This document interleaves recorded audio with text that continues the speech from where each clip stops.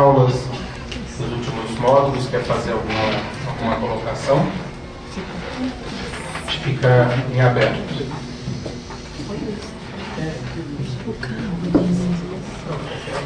Da semana passada ou das semanas anteriores também. À vontade aí.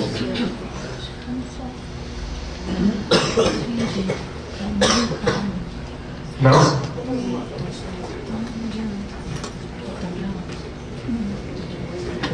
Eu não foi o que eu estudei, não. Isso foi mais. Entendi. É um fio só. Ah, é? Bom, então não está conectando mesmo.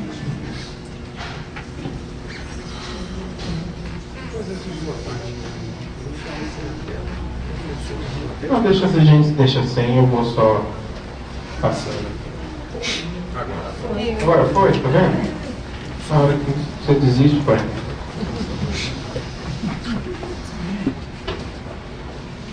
Aí. Isso foi um fenômeno anímico ou um fenômeno espiritual, professor? Provavelmente sim.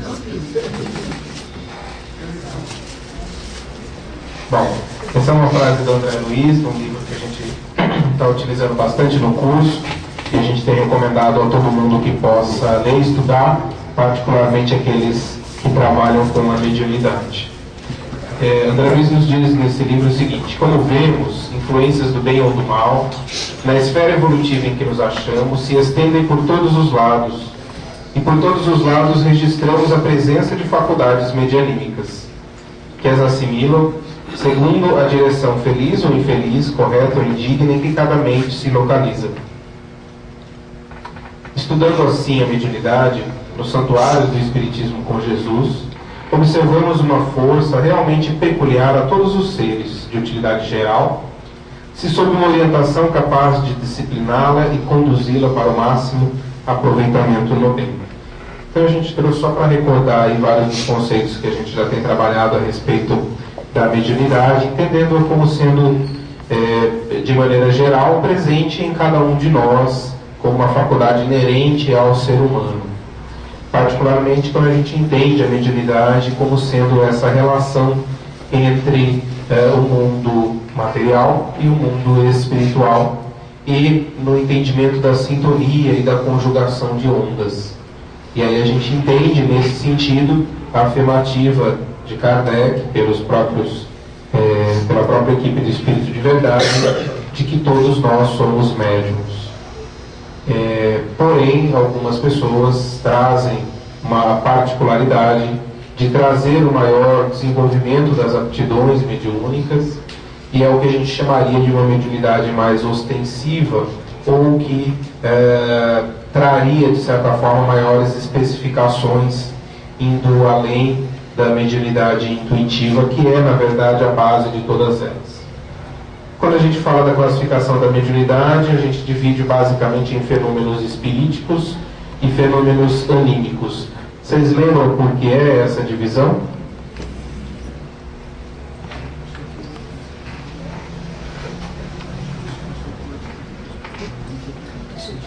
Por que acontece essa divisão? Não, os espiríticos é causado por espíritos desencarnados e os anímicos por espíritos encarnados. É exatamente essa a definição, né? Então, a mediunidade, ela é uma função que depende, no nosso plano, de um instrumento capaz de conduzi-la, que seria o médium, que produz uma determinada energia, que a gente dá o nome de ectoplasma, e que tem determinadas características no seu corpo perispiritual, no seu perispírito, e que tem determinadas características no seu complexo orgânico, no seu corpo físico, que facilitam com que ocorra a produção ou a dissociação dessas forças chamadas de ectoplasma. Quando no fenômeno mediúnico existe apenas a intervenção do espírito encarnado, nós chamamos de fenômenos anímicos. Ou seja, quando apenas o médium encarnado é quem produz ou conduz aqueles fenômenos que são assim produzidos. A gente ainda não estudou os fenômenos anímicos, é o quarto e último módulo, que a gente vai ver a partir da semana que vem, os fenômenos de telepatia, sonambulismo e desdobramento. Quando há a interferência de espíritos desencarnados junto do processo mediúnico, é classificado-se como fenômenos espiríticos. Como toda classificação, ela é didática. É claro que na prática é muito difícil de a gente separá-los. Um exemplo simples, só para vocês perceberem, simples não, complicado, para vocês verem como é difícil a gente separar. A gente classifica o desdobramento dentro dos fenômenos anímicos, não é? Mas a gente viu um tipo de mediunidade de fenômenos espiríticos, a mediunidade de vidência e a auditiva, aonde ele, em desdobramento, vê ou ouve informações de espíritos desencarnados. Certo? Vocês lembram dessa divisão? A gente colocou que existiam 3 tipos de divisão da mediunidade de vidência. Visão direta, o médium em estado de vigília, acordado, enxergando, conversando com o espírito. A divisão mais profunda ou indireta, que é aquelas que formam imagens ou na mente, ou sons, visualizações, que é a mais comum. E a mediunidade de vidência ou auditiva em desdobramento, que acontece, e aqui na verdade ela está nos fenômenos anímicos. Então apenas é uma classificação para entendimento, e é importante a gente guardar essa definição, que os espiríticos há um envolvimento de alguma maneira dos espíritos desencarnados. Muito bem. Dentro dos fenômenos espiríticos a gente divide em 2 grupos, de efeitos físicos e de efeitos intelectuais. Por que é que existe esta divisão? O que significa a divisão nesses 2 grandes grupos?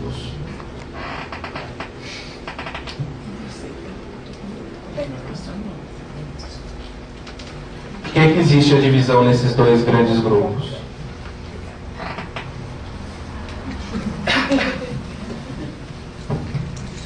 Não sei se está certo, né? Dos efeitos físicos você tem algum tipo de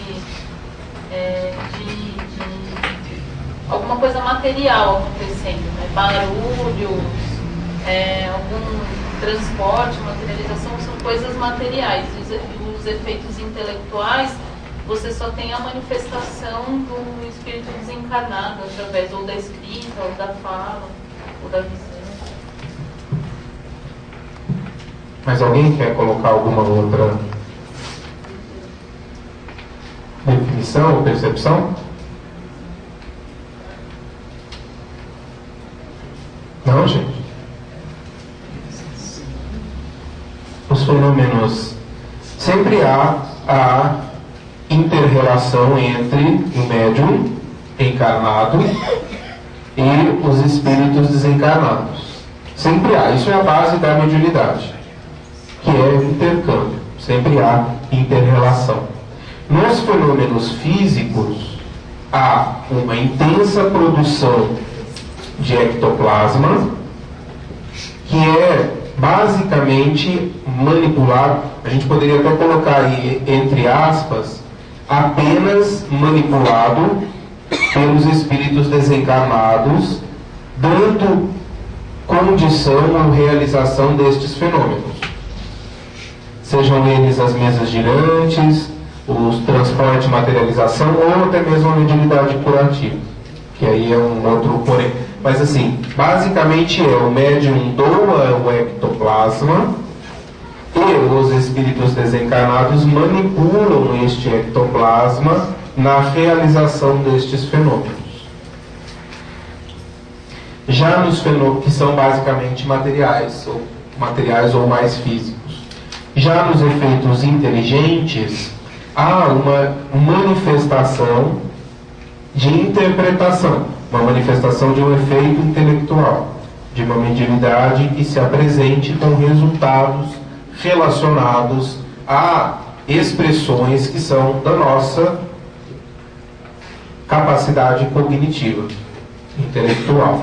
Então estarão englobados a psicografia, a psicofonia, a mediunidade de evidência e a psicometria. Tudo bem? Alguma dúvida com relação a essa classificação? Mesmo? Pode seguir?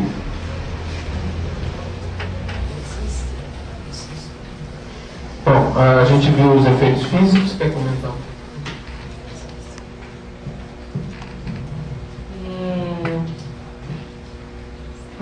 Uma discussão aqui, né? Se a materialização ainda é feita, né? Se a gente ainda presencia, se a gente tem contato com esse tipo de fenômeno. Hoje em dia é muito mais raro a gente presenciar esses fenômenos de efeitos físicos, principalmente materializações. Por que será? Né? Até foi um tema para a gente refletir do porquê que hoje em dia isso é muito mais raro do que foi num tempo atrás, mais no início do Espiritismo, né? Na verdade, nós já adquirimos um grau de conhecimento e de compreensão do que os Espíritos estão querendo nos dizer. Então não se faz mais tão necessário esses efeitos tão fortes aos nossos sentidos para provar que existem ou não espíritos, que realmente são outras personalidades, outras pessoas se comunicando. Hoje em dia nós já conseguimos bem compreender outros tipos de fenômenos, né? Nos fenômenos espiríticos, que a gente conversou, sempre tem esse envolvimento do ectoplasma, né? Que é como se fosse essa geleia viscosa. A gente tem essa imagem clássica, essa foto clássica aí do lado do Chico, de uma materialização. E é um tipo de matéria realmente diferenciada. As pessoas nos escrevem que ela tem peso, ela tem até uma temperatura mais gelada, mais fria, e que daria até para se tocar esse ectoplasma, né? E independe das qualidades morais do médium, esse tipo de manifestação. Na verdade, toda a mediunidade independe das qualidades morais do médium. Não é porque eu sou médium que eu sou um ser evoluído, que eu não tenho defeitos e etc.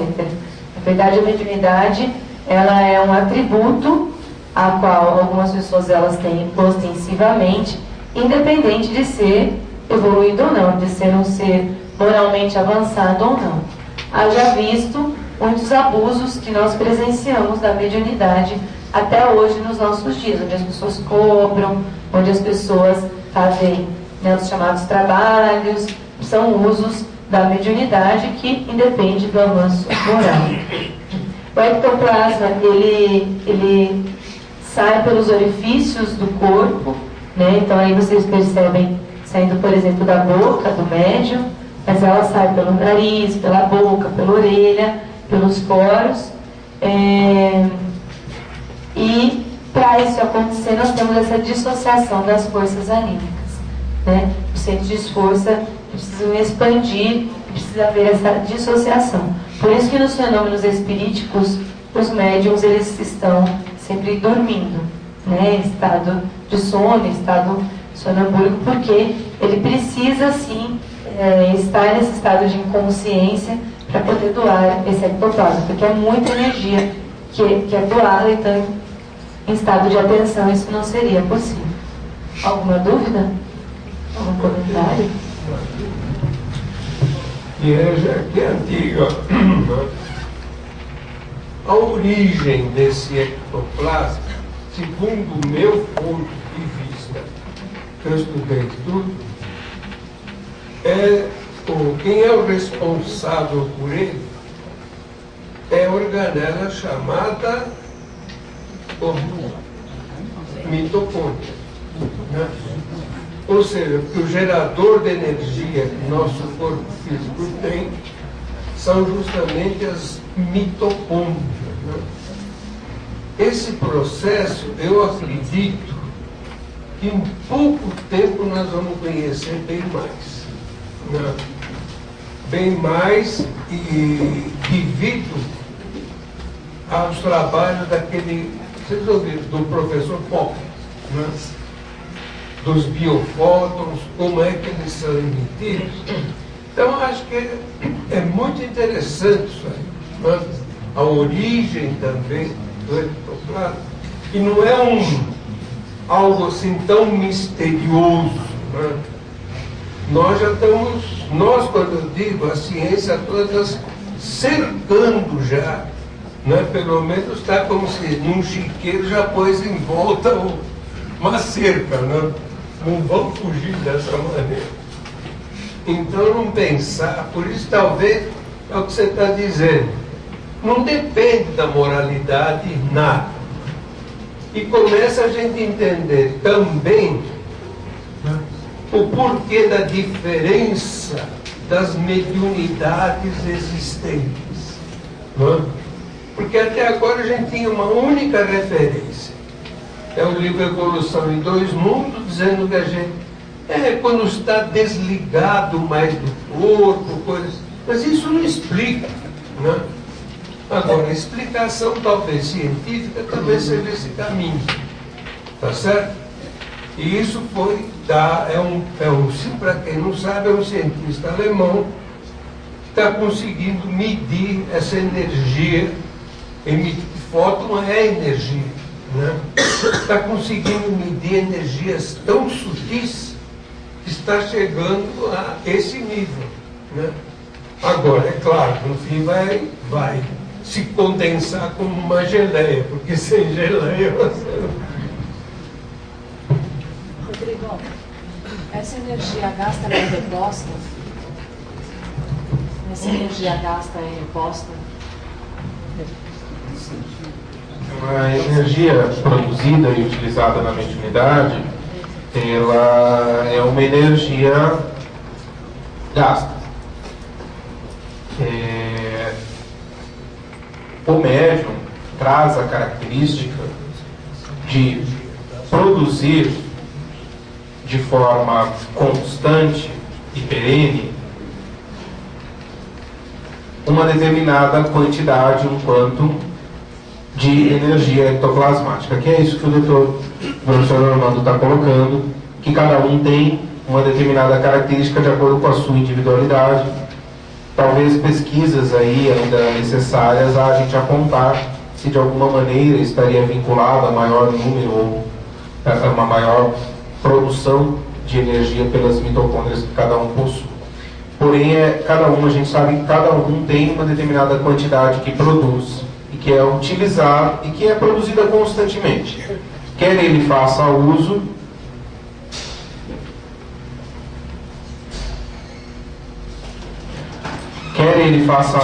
ou não da mediunidade, no sentido do trabalho mediúnico, ela é produzida.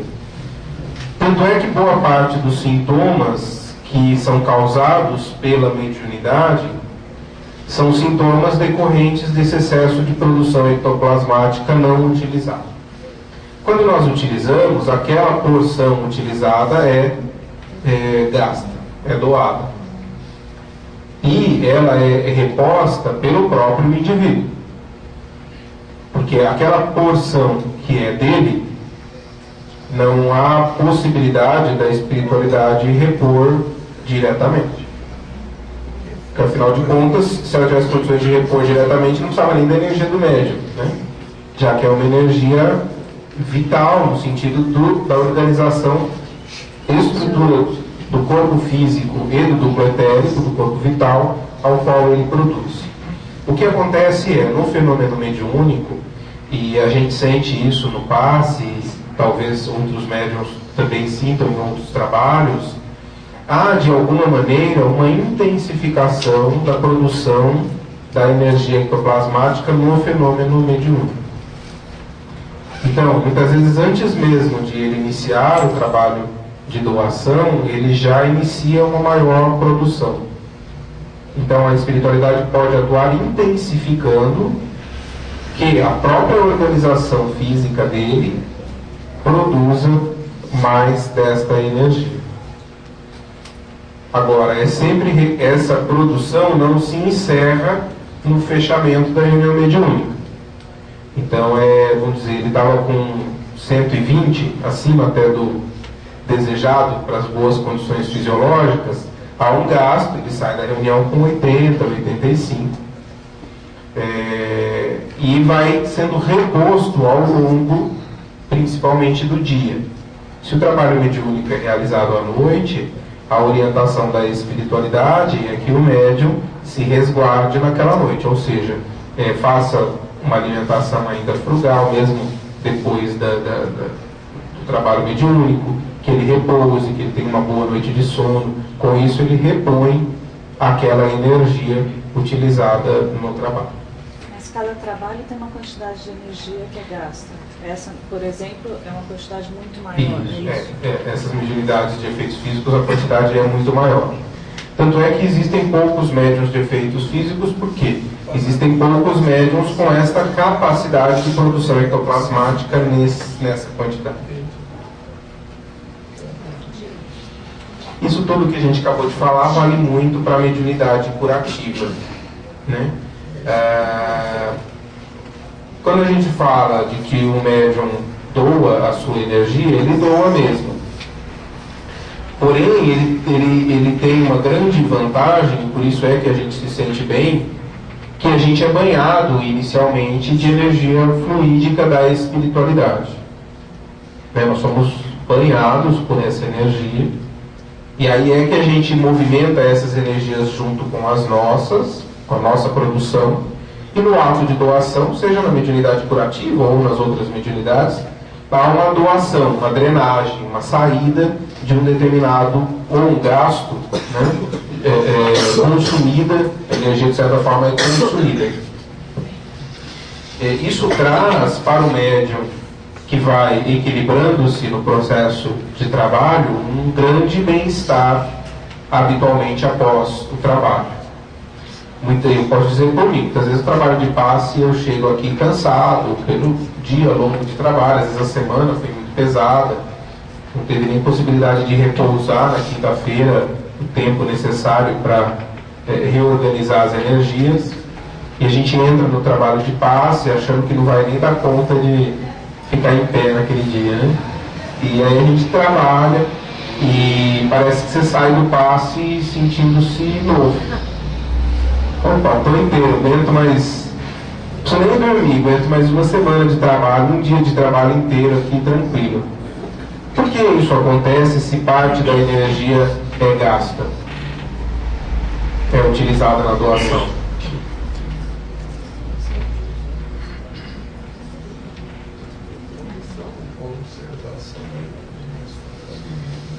Por quê? No momento do passe você está recebendo da espiritualidade. Porque no momento você está recebendo, em que tipo de energia a gente está recebendo? Energia pura, energia luminosa. E como é a qualidade dos nossos fluidos? Não, é essas coisas, né? Tudo bem que cada dia mais nós nos aprimoramos e nos esforçamos para que isso melhore. Porém, a gente tem lá, vamos dizer, 120 da nossa energia, do quantum da nossa energia, e talvez a qualidade desse fluido não seja da melhor. Quando eu entro aqui e vou no processo de doação para o Luiz, o que é que eu faço com esta energia? De certa maneira, eu desloco a energia, não é? Não é, professor? Eu desloco eu que estou aqui, energeticamente, didaticamente, gente, vamos pensar didaticamente.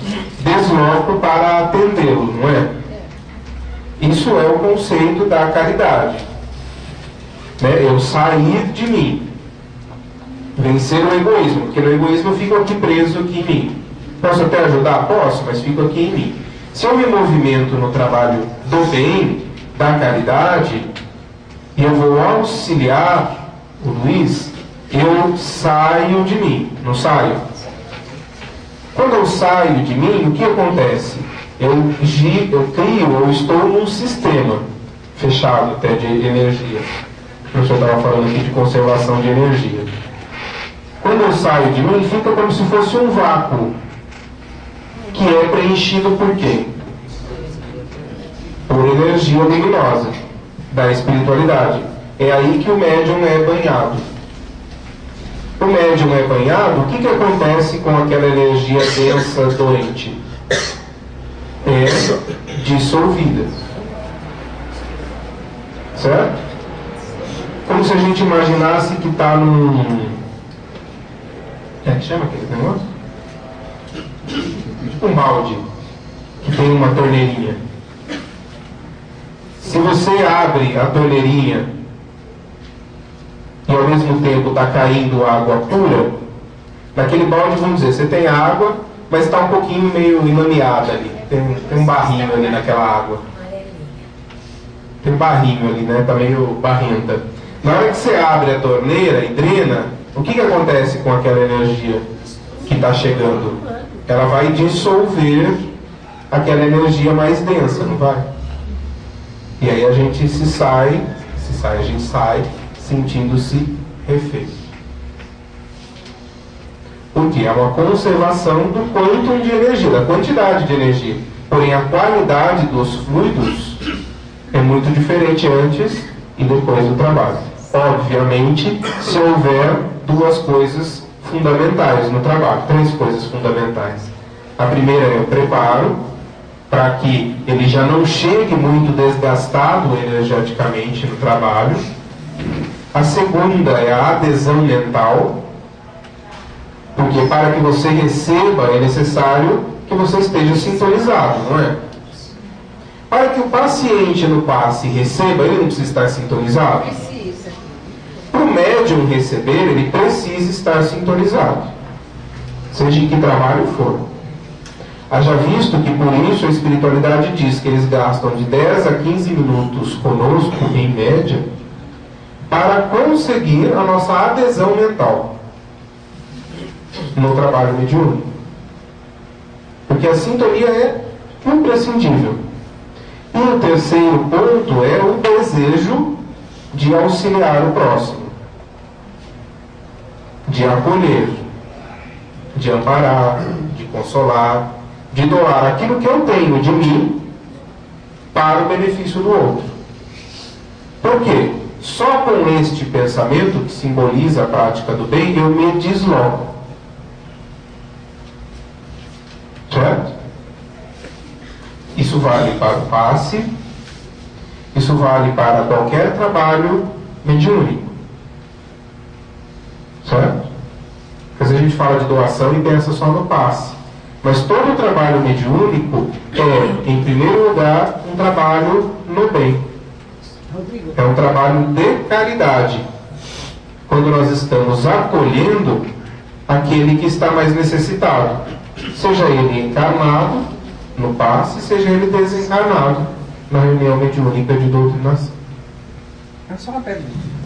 Eu queria saber como é a sua doação ao desprendimento da sua energia como médico, você é psiquiatra, que também está ajudando ao próximo, eu também sou médico e sinto que estou ajudando, estou me doando, e como médium, como é que você sente essa diferença? Ela perguntou da diferença que eu sinto como médico no trabalho, na sua doação, na doação e como você médium. está cansado, porque doou muita energia o dia todo, e como médium ainda. Isso acontece porque a mediunidade não é restrita à casa espírita. Quem é médium 24 horas. Por que ele é médium 24 horas? Porque ele produz aquela energia 24 horas. E ele tem um sistema preparado 24 horas. Não tem chavinha liga e desliga. Tem uns que gostariam que tivesse. Chega o centro espírito, liga a mediunidade, sai o centro espírito, desliga e vai ficar tudo bem. Aliás, tem uns que vêm na casa espírita esperando isso, né? Eu estou aqui com sintomas mediúnicos e vim aqui para resolver, né? Eu vou virar uma chavinha que fecha. Nós produzimos e estamos doando constantemente. O médium de sintonia, de conjugação de ondas, seja da psicofonia, da psicografia, ele está em conjugação de ondas 24 horas por dia. E há naturalmente a importância de aprender na casa espírita, que é o grande laboratório e que é a grande universidade de trabalho, entendendo como funciona o processo mediúnico e como é estar sob o amparo, sob a tutela dos bons espíritos, compreendendo todo este processo. Para que pouco a pouco a gente vá aplicando isso no nosso dia a dia. Não no sentido de que a gente vai ficar incorporado ou vai ficar dando passe, não é isso. Mas entendendo que o tempo todo as energias estão saindo de mim e eu estou recebendo outras energias. O tempo todo eu estou em sintonia mental que vai variar de acordo com a estação que eu coloco no meu pensamento.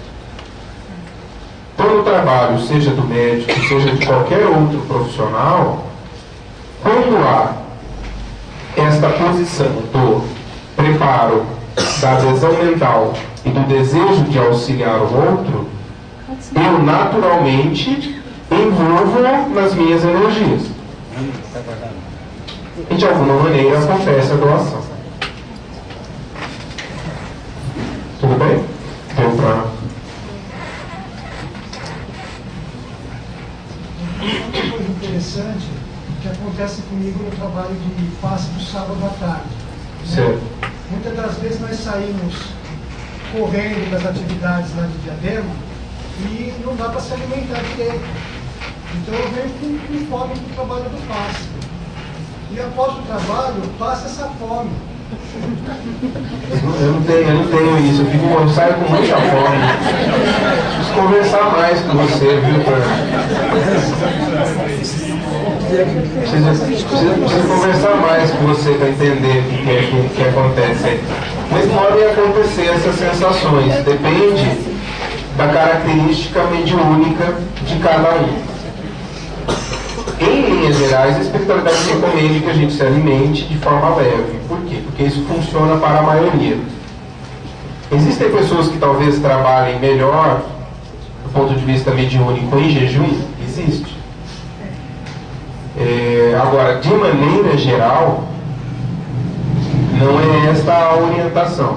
Não, mas digamos, eu passo na minha casa rápido, Sim. como uma fruta, alguma coisa, né? Mas ainda, como não é para comer uma comida pesada, ainda há vontade de comer. Perfeito. Né? E depois eu saio às 7 horas, eu vou me alimentar 9 horas. Que maravilha, é uma característica sua que sai nesse sentido. Tem outras pessoas que saem, por exemplo, com muito sono e com desejo de dormir e dormem muito bem. E às vezes dorme 1 hora, não é dormir 8 horas, às vezes dorme 1 hora e fala, nossa, dormi como se eu tivesse dormido a noite toda. Cada um vai tendo características que variam de acordo com a sua organização física, com o seu preparo e com o tipo de trabalho, o tipo de energia que movimenta na doação. Mas isso pode acontecer facilmente, essas sensações.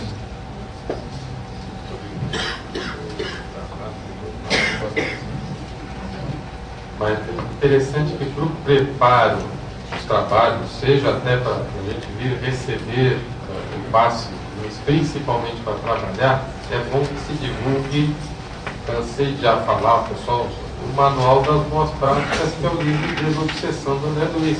Então, coloca desde o momento que a gente acorda até a hora que vai dormir, depois dos trabalhos. Que é uma forma de se disciplinar. Porque aí o ser humano é aquela história, a gente encosta. Eu não sou obrigado, tudo bem, eu sou médium, mas a minha moralidade não precisa ser elevada. Não. A partir do momento que eu comecei, não. Mas depois que eu dei início a esse processo, eu preciso melhorar. Mas esse livro de Desobsessão do André Luiz, que a gente pouco fala, é o Manual das Boas Práticas. Então não adianta vir aqui, às vezes, os nossos percalços do dia a dia, né? Cidade grande, aquela coisa, chega correndo. Mas durante o dia a gente consegue se concentrar um pouquinho, né? Ficar lá, dentro da sua lógica de profissão. Mas é muito importante que a gente se atente a esse detalhe, né? Isso mesmo, muito bem colocado. Até porque, qual é a função da mediunidade? na nossa vida? Para cada um aí pensar na sua, né? Porque cada um tem uma resposta individual, né? Qual é a função da mediunidade na sua vida? Ou o que significa mediunidade para você? Né?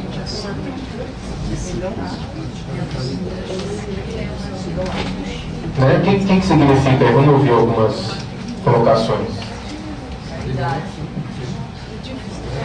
Oi? Quem falou? É um atributo divino ao qual nós temos que vem auxiliar a nossa evolução e nós temos que ter essa consciência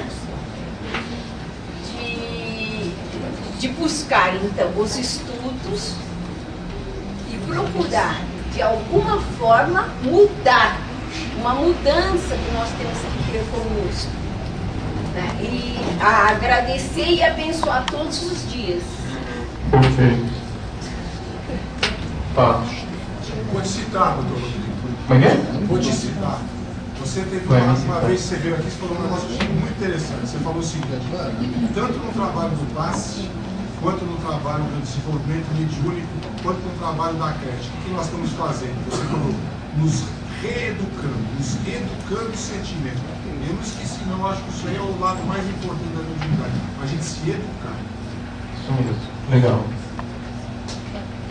Uma academia do espírito. Legal. É isso aí, gente. Porque assim, a gente vê, eu coloquei essa pergunta, nem vou conduzir o restante da aula, porque é a revisão do que a gente já estudou, mas porque eu acho extremamente importante. A gente vê, ainda por questões relacionadas às nossas vivências, nessa existência ou em outras existências, ou por crenças que foram passadas por nós, por familiares, às vezes até por profissionais de saúde, e a mediunidade acaba muitas vezes sendo interpretada de maneira errônea, ou pelo menos que não traz benefício ao médium, né? Uma forma delas é enxergar a mediunidade como um favor divino, como alguém abençoado ou iluminado, no sentido de que está acima dos demais. E aí a gente vê geralmente ligado ao sentimento do orgulho, da vaidade, da prepotência do médium, e quantos não se perdem por este caminho. Outros, que talvez seja mais comum, colocam a mediunidade como uma dificuldade, no sentido de uma dor, de um sofrimento. Haja visto a frase de muitos, né, de que a mediunidade é um problema. O problema da mediunidade, né? Como se ela fosse algo a nos atrapalhar a vida aí, e se a gente ficasse sem ela, nós estaríamos felizes. Ledo engano, né? Esse é um olhar apenas circunstancial, olhando apenas para a vida terrena. Porque a grande função da mediunidade, aliás, como tudo em nossa vida, é a função educativa. A grande função da mediunidade é a função educativa. E a casa espírita nada mais é do que este laboratório onde a gente tem a oportunidade de estar em grupo, com pessoas que compartilham dos mesmos ideais, sob a tutela dos espíritos superiores, para que a gente possa movimentar as nossas energias mediúnicas no sentido da compreensão plena do que isso significa. Então é fundamental que a todo instante o nosso pensamento seja do processo educativo da mediunidade e do processo de auxílio ao semelhante, do trabalho no bem. E a mediunidade traz oportunidades riquíssimas de aprendizado, né? Alguns colocaram aqui a disciplina, controle das emoções, a prática do bem, o desprendimento, a percepção de que existe uma força maior que dirige a todos os processos. Tudo isso nos auxilia a compreender melhor a questão da mediunidade na nossa vida. E o médium é alguém que traz essa maior facilidade de intercâmbio com o mundo espiritual como uma necessidade de aprendizado de educação de muitos sentimentos e como uma oportunidade de fazer o bem. Então, enquanto a gente não ressignificar em nós a mediunidade como sendo uma oportunidade de trabalho e de educação, nós dificilmente a viveremos em plenitude. Né? Haja visto aí que há aquela diferença onde a mediunidade de mandato mediúnico e a mediunidade de prova. Por que a mediunidade de prova? Porque esse olhar de mediunidade de prova é o olhar que nós damos para algo que nós trazemos para nosso aprendizado. Não é? É um olhar ainda enviesado de dor, de sofrimento, de resgate, de pena, de pagar. Ah, eu estou trazendo a mediunidade para pagar os erros do passado, para resgate. Essa é uma interpretação que a gente pode e habitualmente se tem dentro de um olhar apenas de uma existência. Mas compreendendo dentro do processo evolutivo, é uma oportunidade. É fácil a gente olhar, né? Por exemplo, o aluno enxerga a prova como sendo o quê? Um castigo. O professor quer prejudicar. De alguma maneira é dor, é sofrimento, é dificuldade. Quando a gente sabe que é importante para o processo de aprendizado e de evolução, não é? Então, assim, eu acabo atendendo muita gente em consultório e nos atendimentos na casa espírita aqui, todo dia a gente atende pelo menos um caso assim, é onde há intensos conflitos da pessoa com a mediunidade, porque ela ainda enxerga a mediunidade como algo fora de si. Eu às vezes uso a imagem que é como se a pessoa estivesse carregando aqueles grilhão no pé de presidiário, que ele vai se arrastando, e se ele pudesse ele vinha na casa espírita para soltar aquele grilhão, deixar aqui e sair correndo, nunca mais voltar. Outros enxergam como carregando uma cruz. Essas são outros enxergam como sendo um problema. Outros enxergam como sendo algo exterior a si. Ah, a minha mediunidade, o problema da minha mediunidade. Será que a minha mediunidade está em equilíbrio? Como se ela fosse algo dissociado dele, médium. Né?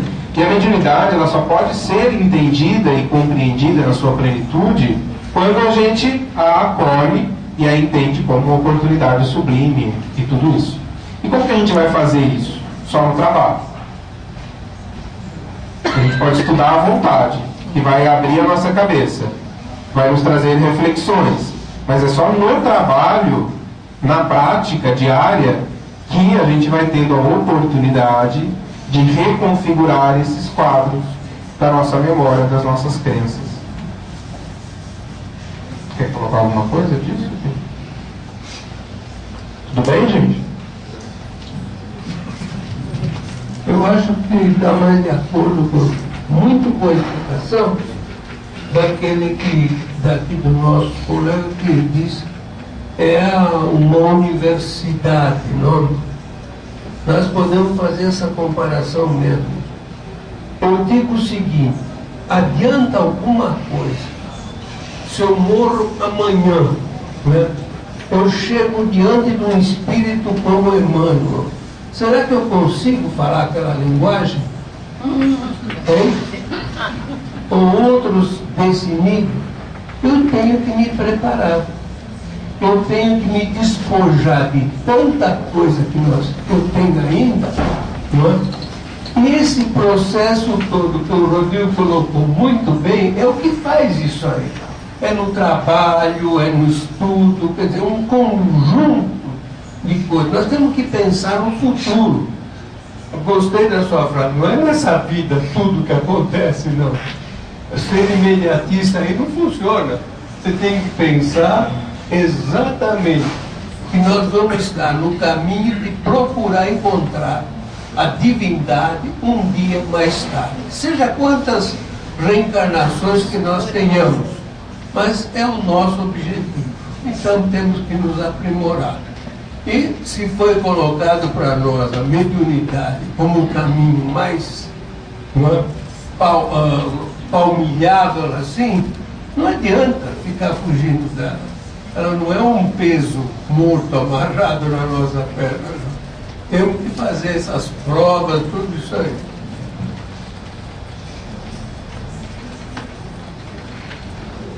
Então, para a gente encerrar, estou trazendo de novo sobre o pensamento. O pensamento é, sim, essa força viva e atuante.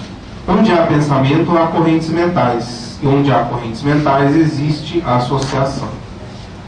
E toda associação é interdependência e influenciação recíproca.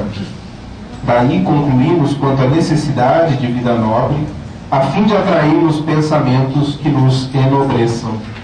Então, o tempo todo, a mediunidade é um convite para cada um de nós, de que nós estejamos atentos ao nosso pensamento, atentos às nossas construções mentais.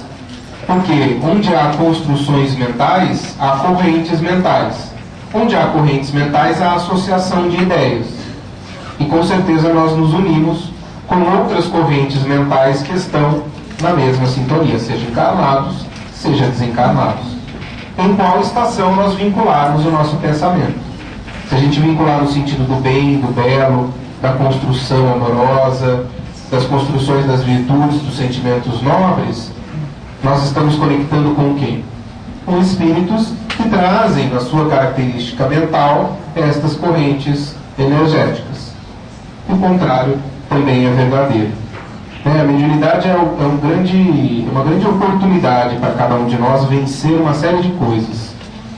Entre uma delas, a questão do egoísmo. Porque o médium não vive só. Ele não consegue viver sozinho. Ninguém vive sozinho. Agora o médium percebe claramente no seu campo mental que ele não está sozinho. Ou seja, que há necessidade do compartilhar, do trocar, da interdependência, da influenciação recíproca. E há oportunidade, porque a gente sempre pensa de lá para cá, né? Estão me influenciando a minha mente para que eu cometa. Mas é possível, não é? Que eu consiga influenciar outras mentes para o bem, para o belo, para as construções dos valores nobres. É o convite que a mediunidade nos faz. Vamos trabalhar, né? Para a gente pôr em prática.